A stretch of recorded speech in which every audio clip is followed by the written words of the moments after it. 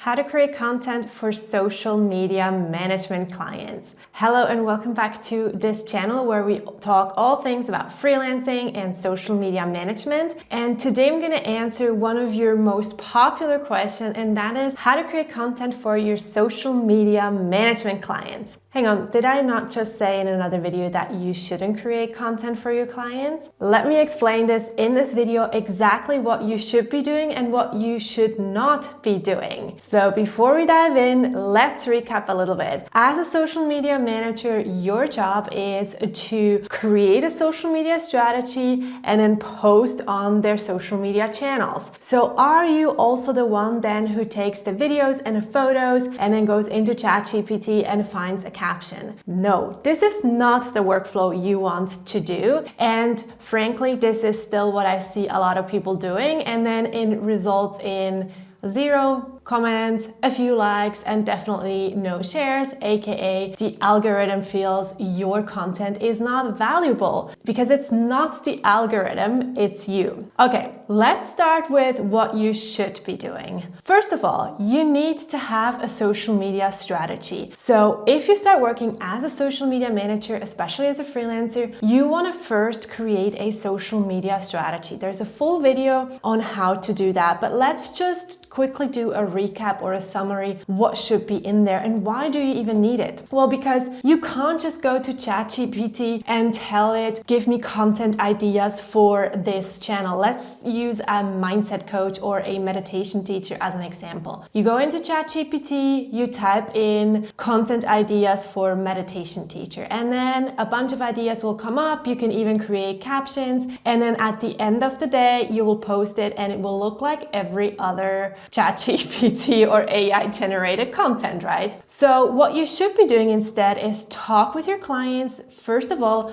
what is their goal? Like, do they want to create a personal brand and maybe start working with other brands? Do they have an online program and they want to sign up for that online program? What's really the main goal here? Then once you have that, you want to talk about their target audience. So specifically, what are their pain points and desires? So someone who wants to go to a meditation teacher, what are they currently struggling with and what is their ideal outcome in life? Because your content, the content that you are creating for your client, is going to be the solution. So you're going to have a problem and the desire, and in between is going to be your content that gets them from one point to another and wants to work with your client, right? So once you have that, you're going to dive deep on the target audience, and you can also do a competitor analysis and see what other people are doing. However, again, the target audience might be different, and that's where I see a lot of people making mistakes. Maybe one meditation teacher talks to Gen Z and has a completely different language, and your client's clients might be a little bit older. So now you're adapting or copying the strategy from the competitor. It won't give your client the results they want. So that is why it's so crucial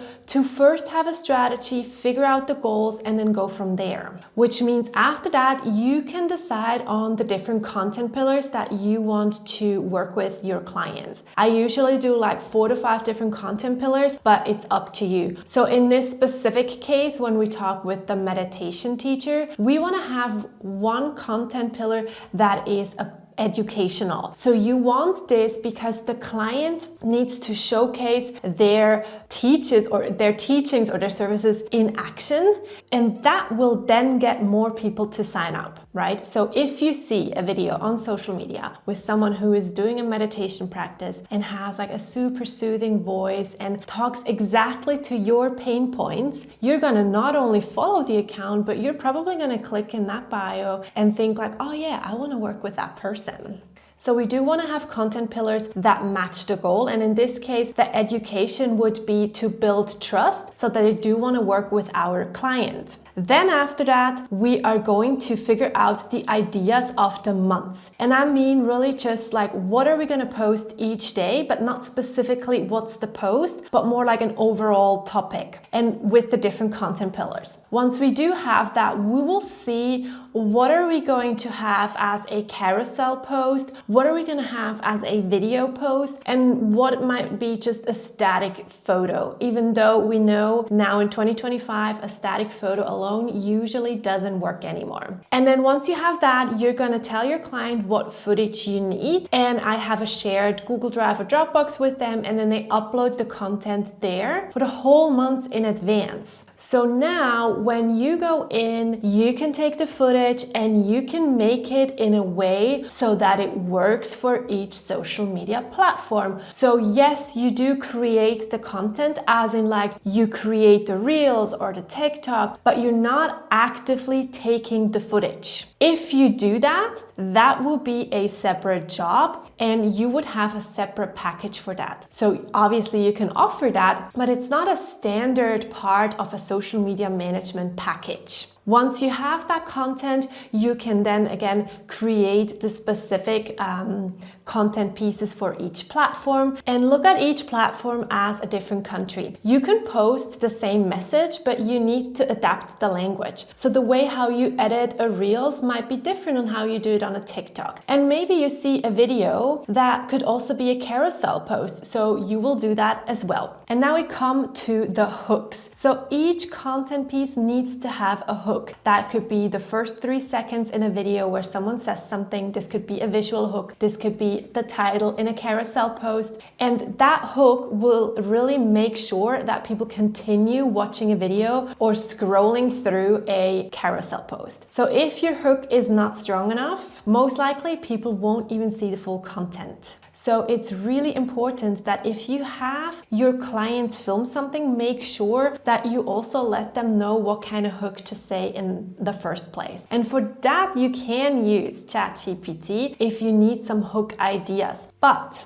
you want to connect them again with the pain points you figured out first from your target audience. So if you just use random hooks from ChatGPT, they might not talk to your specific or to your client's specific target audience. So you need to have that gathered first, and then you can use AI and feed it the pain points and desires, and then tweak it a little bit as well so that it matches your client's tone of voice. So ChatGPT sometimes uses so many random words that your clients most likely won't say. So make sure that you adapt that. And if your client always says a specific word, you could add that as well. By the way, guess what specific word I always use, and let me know in the comments below. Then I also have in my notes a specific folder for each client, and one note is always with content ideas that I have throughout the month. Well, as you know, I batch create everything, and there's another video for that, which means sometimes during the month I might have a content idea, but I'm not going to do it right away. I'm not going to send it to the client right away. I'll gather it so that at the end of the month, when I need more footage, I can go back into my notes and see what kind of ideas I have. Okay, so it doesn't stop there yet, because once you've posted everything, you want to go into the analytics and you want to figure out what has worked and what hasn't worked. And this is really one of the most important things that you can do, but so many people don't do it. It doesn't help the client or you if you are just complaining about not having any likes, not having any views, and the algorithm hates you. You want to figure out why. Why is the target audience not responding to a certain thing, and why is it responding to another thing? And once you figured out one thing that worked, try it again and again to see if you found a winning formula. This could be a hook, this could be a visual hook, this could be a specific topic, this could be a specific content pillar. If you go to the Social Shells Instagram account, you will see that a lot of the times we post about packages and prices, and that works always so well. I can already guarantee that when we post something like that, it will go well. Now, obviously, I'm not going to post every single day about that, but at least I have one piece of content that I know works well. So once you have that, then you figure out the next piece of content, and you always want to figure out why. Why is something working, or why is something not working? And then you create the next piece of content for the next month, etc. That's why I always tell you guys to have at least a 3-month contract, because it takes a while for your strategy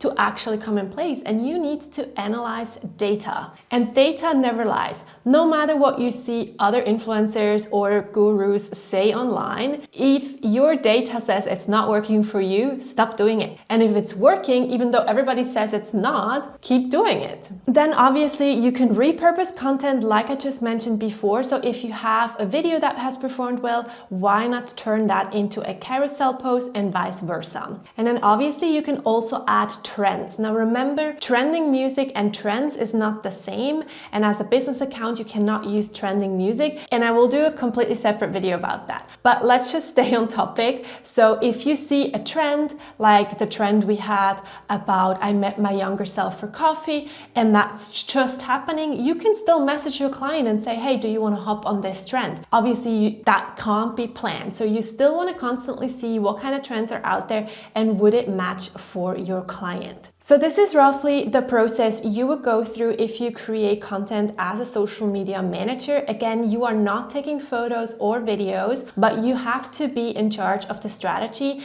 and really lead this. You will have to do a lot of research, and that's why I constantly tell you guys to stay in one niche, in one industry. Because if you only work with meditation teachers, you will know specific things that work in that industry. But if you work with a meditation teacher and a restaurant, you constantly have to start from scratch when it comes to research and strategies. All right, guys, see you in the next video.